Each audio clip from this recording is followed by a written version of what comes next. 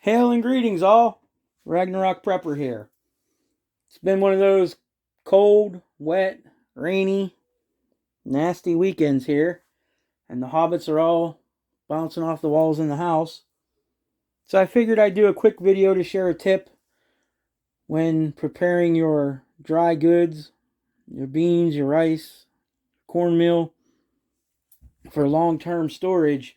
There's a few simple things that you can do to extend it way beyond the normal shelf life. Now, for instance, this cornmeal here says it's good until July 6th of next year. So, packaged this way, the original packaging, it'll last for 6 to 12 months at room temperature. Now, we know, as preppers, that light, heat, oxygen, humidity, and bugs are our number one enemy when storing food. We want to ensure that the product we're going to store is free of any bugs, first of all. I'm sure everyone's seen that package of cornmeal that you open up and then a month later it's got weevils in it or some kind of other insect larva. And that chances are that those eggs were laid way before it was packaged and it just came that time for them to hatch. So one thing that we can do to take care of that problem in cornmeal, flour, beans, is we can freeze it for about 3 to 5 days and then unthaw it. So what I'm doing right now is repackaging all of these items so that I can stick them in the deep freezer for the next week. Now, our cornmeal here, if left in the freezer, and actually the same with the beans, if they're left in the freezer, they can be stored indefinitely that way. But I know myself, as well as many other people out there, I would guess, you don't have a ton of storage space in your freezer. And if you do, you want to be storing important items that need to be stored that way. When there's another option, let's take that other option. So we could also take our cornmeal after we freeze it to debug it, and we could put it in an airtight container, which it should last at least 1 to 2 years, like a mason jar or some other containers that they make just for that purpose. But it seems to be the consensus that, placing the cornmeal into a Mylar bag with an oxygen absorber is the preferred method for long-term storage. Now, I'm talking 5, 10 plus year storage. Obviously, if you're rotating your stock, and as long as you still have access to cornmeal, that's how you're going to want to store it. We shouldn't have to go 5 to 10 years without it. Really, if you're going to look at extended storage of cornmeal, you're better off to get a grain grinder and store just dried kernels of corn. That way you can grind it as necessary and have it fresh and ready. Now, same thing with beans here. Beans, we could store them in an airtight container for a few years at a time. You could even vacuum seal them up, get 5 or pull more years out of them. Throw an O2 absorber in there, same difference. But the preferred method that I'm finding is Mylar bags with O2 absorbers, and you can get 25 plus years out of them. The thing we have to remember with beans is the same as with the other cornmeal. We got to keep the light away, the heat, humidity, the oxygen. When you're storing it, even if you stick it in a Mylar bag with an O2 absorber and then you put it in your attic and it gets roasted and frozen and roasted and frozen, you're going to lose all of that storage ability. Those beans are going to rot. They could go rancid. There's just loss of vitamins, nutrients. Not that they wouldn't be edible, but there's more purpose than just something being edible. So, what I'm doing here right now is I'm going to start repackaging these beans. And just from the way I do it, is I simply take a freezer bag here, And we'll go ahead and open this first bag of beans. And then we'll just dump it into the freezer bag here.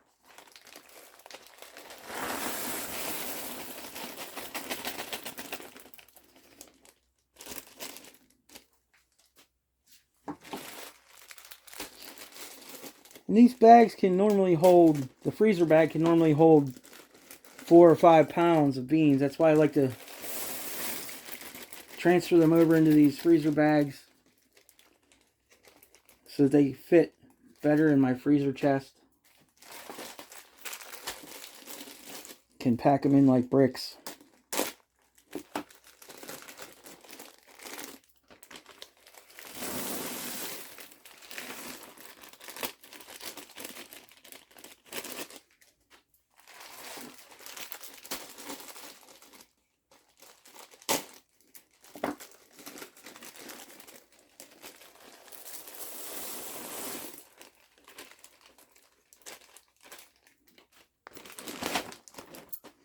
See, I could easily fit another pound or 2 at least. But like I said, 4 is good. Let us get all the air out of the bag.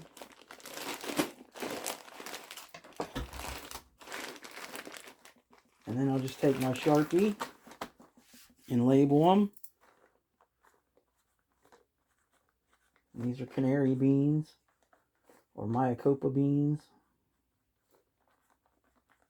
And I'll put today's date on there. And I know in 5 days I'll be pulling these out of the fridge. Actually, the freezer. Same thing with the cornmeal. I'm going to unpackage it from the paper.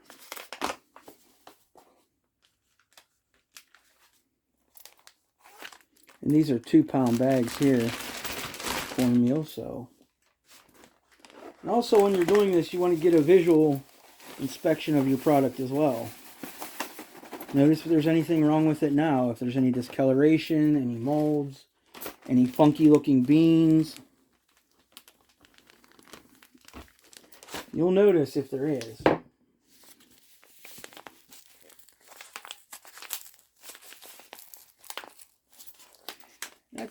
I think that's a common sense rule, actually, that anybody who stores food, use your eyes, your ears, your nose. Be safe. Common sense. If you see something that doesn't look right, don't take a chance. Never take a chance with food. The risk versus reward is not there.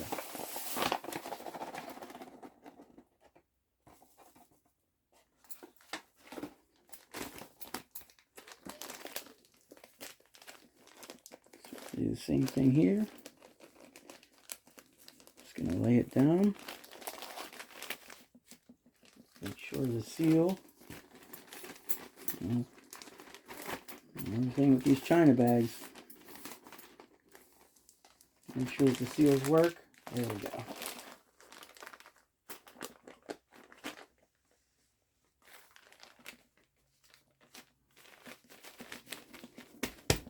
And then we'll label this.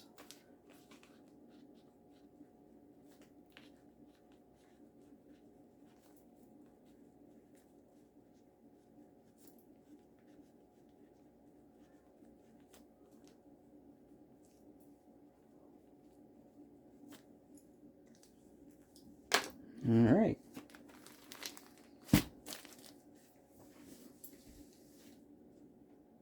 Now, as you can see, simple idea. Takes a couple minutes. Cut open your bags. Put them into a larger bag. Stick them in a deep freezer for a week. Then pull them out and let them come back to normal temp just by sitting on the counter. You don't want to rush them. You don't want to heat them. Just give them that time to make sure that they're clean. And then you can move on to the next step. And you know, not everyone has oxygen absorbers. Not everyone has Mylar bags. You use what's available to you to the best of your ability. If all you have are extra mason jars, stack them up. Fill them up.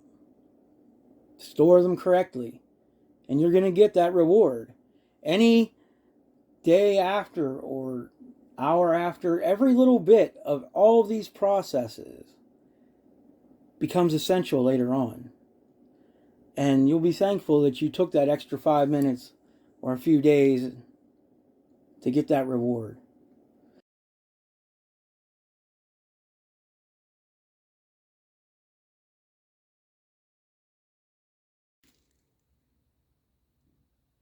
Hey folks, I just wanted to take a minute to add on to the end of the video here. You know, at this time, in this day, in this age, we can't let the little things stop us. We can't let the fact that we don't have the top of the line containers, or we don't have the top of the line ammunition, or, you know, the sharpest knife and the fastest axe. None of those things are important right now. What's important is that you're doing what you can to be prepared. If you don't have Mylar bags and food grade 5-gallon buckets, chances are you have a mason jar. Probably even have Tupperware or something that you could stick beans in, something that you could store rice in. There's always a way as long as there's a will. So don't let yourself get discouraged because you don't have what you think everyone's telling you need. There are other ways to adapt. You just got to find that person in the community. Reach out to those around you. Someone has the answer you're looking for. You just have to be willing to look for it.